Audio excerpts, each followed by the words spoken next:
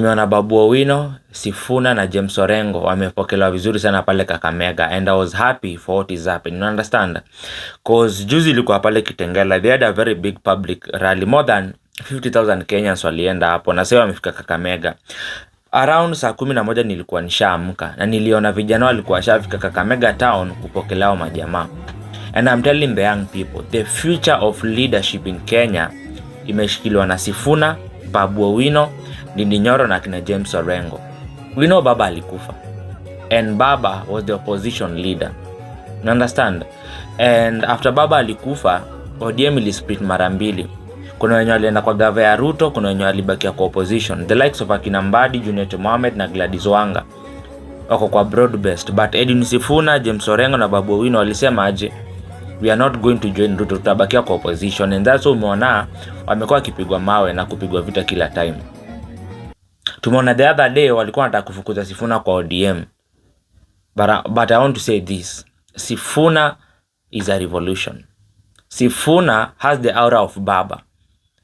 Kutoka Baba akufe, hakuna mtu amekuwa akipull very huge numbers kama Sifuna. Alienda pale Kitengela, alipull numbers zenye Raila alikuwa anapull akiwa kwa maandamano. More than 50,000 Kenyans showed up to listen to him. I even saw police waliwatupia tear gas, but Sifuna hakunyamaza. He continued with this public rally. Leo ameingia pale Kakamega. Wananchi wamejitokeza in thousands to receive him as a kingpin. And one thing as a Kenyan, ile kitu tunaweza sema is that we need to stop focusing on the tribal kingpinship and we focus on leaders who mean well for the country Kenya.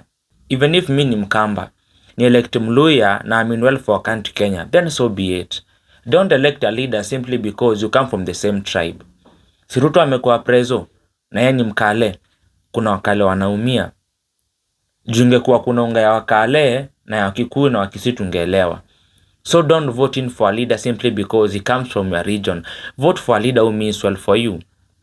Nimeona another stupid video ya goons walikuwa shalipo na wakaekewa pikipiki mafuta ndio waende waharibu mkutano wa Sifuna. I'm telling them for free of charge. Hawa majamaa wakiamua kwenda kwa hiyo mkutano, they will be sending for their death warrant. Juu kwa atapigwa atauawa. That is a peaceful public rally. Sifuna, James Orengo na Babu Owino, they are selling their manifesto. Tunajua that campaign season hata imeanza.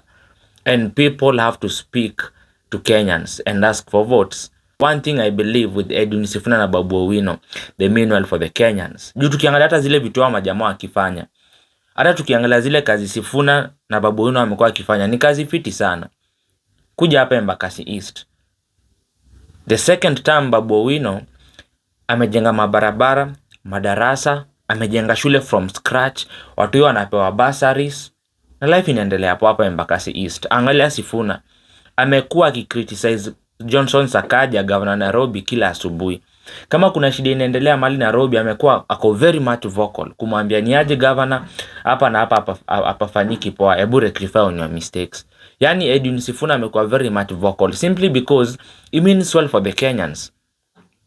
Tunakumbuka ile time vijana waliingia pale parliament, the people wenye walikuwa wanaambia polisi waache kushoot vijana ilikuwa Babu Owino na Edwin Sifuna.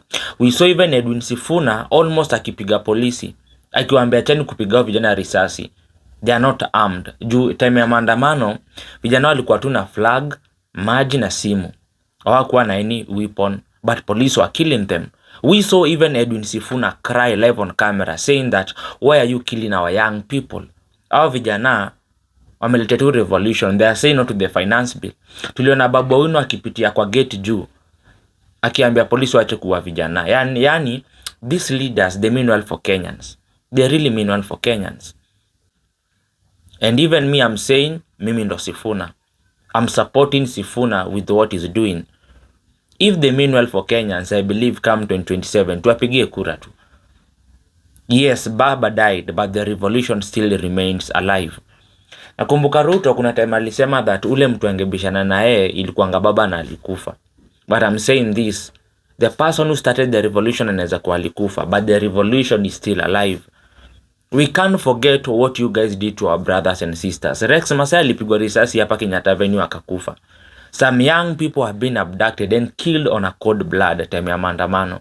You guys were stealing public funds. Now this time hakuna chakula, hakuna madawa, Kwa hospitali hakuna madaktari wa kutosha, and you tell us that you want us to vote in for you. We can't do that. I'm in support of what Sifuna is doing with Babu Owino and James Orengo, and I believe they mean well for Kenyans. Kusikiza Sifuna na Babu Owino wakiongea, they mean well for Kenyans. They are the new leaders. They are the new face of good leadership in Kenya. Tuache kuvotia in hawa wase wazee. Tuache kupigia kura watu wazee. Don't vote in for someone simply because he comes from your tribe.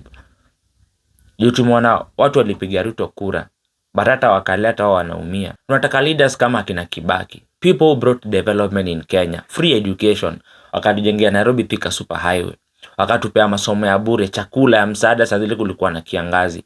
Uhuru akaekea watu stima hadi kwa vijiji, hadi nyuma za matope. Time ya Uhuru ulikuwa na zinaya kwa stima, simply because he means well for Kenyans. But what about Ruto? Nini amefanya?